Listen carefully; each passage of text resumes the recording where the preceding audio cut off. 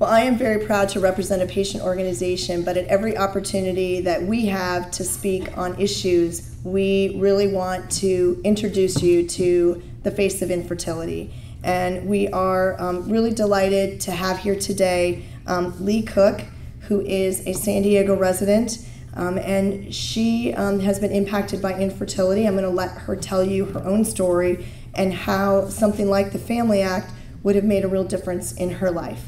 Leigh?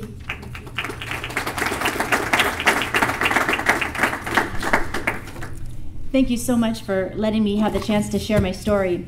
I hope that what I share will give you just kind of a picture of what many men and women are going through every day, and that I can connect the dots between the Family Act and our Bill of Rights, the pursuit of happiness, because really having a family, that's our right to have happiness. I am a high school mathematics teacher.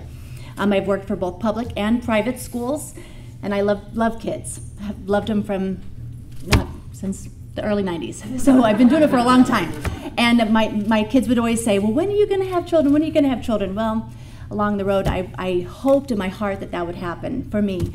And then when I met and married my husband, I knew immediately that we needed to seek treatment. And I did what most women do. You go see your doctor that's provided for you by the great insurance that the public school system has. So I went and saw my doctor.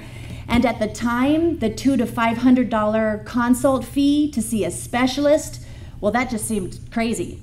Boy, was I wrong. We had a very sweet doctor, and the insurance through the Unified School District didn't allow for IVF treatments. It would only allow for IUIs. Unfortunately, that was not the best treatment for me, and it would cover part of the medicine involved in that treatment. So I began what I call my 2-year dive into IUI darkness. My husband would agree with me. It was tremendously difficult, a lot of heartbreak. Each month, as I lost precious time, we lived this roller coaster of emotion, having this hope that this IUI would produce a baby, which we so desperately wanted, and then having that crushing moment when we realized, nope, not again. The hormone treatments over this time wreaking havoc on my body, my mind, and just it's a tough road to walk through. Overall, the school district footed the bill for 14 ineffective IUI treatments. 14. My husband and I personally, at the end of that, desperate, we paid for 2 IVF surgeries, and then, of course, they didn't work, and then one frozen embryo transfer. And these were all with a great doctor, really sweet man, but he wasn't a specialist. He wasn't a specialist. And it doesn't matter how great you are and how personable you are and that your insurance covers it, but if you're not a specialist, you're not going to be able to give the right treatment for the person who needs it so that they can have a family. I am extremely disappointed in myself for not seeking out multiple options. And you know what? I think that this tax bill, this Family Act, would have been just the catalyst to help me say, oh my gosh, there's other options for me.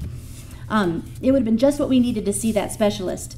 I've learned the hard way, and believe me, I tell everybody I meet who struggles with infertility, I say, if you want to have a child or a family through fertility treatments, and I hate to say this, I say don't waste your time with your medical doctor.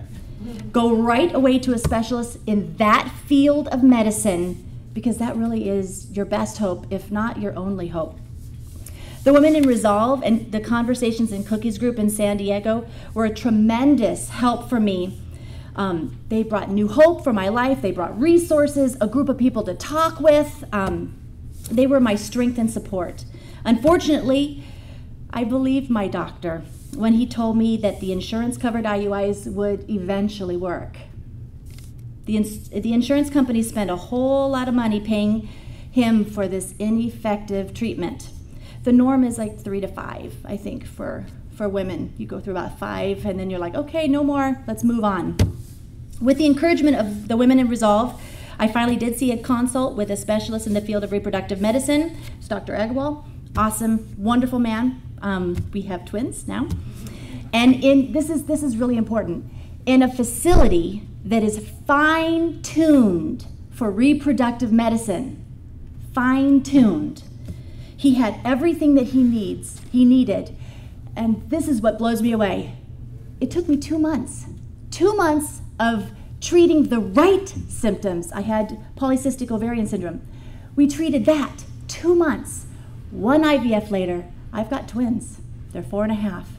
So I just want to say thank you and you for doing what you do, because you know what? You affect countless lives, countless lives. And so I'm really grateful to have the chance to share. Thank you very much.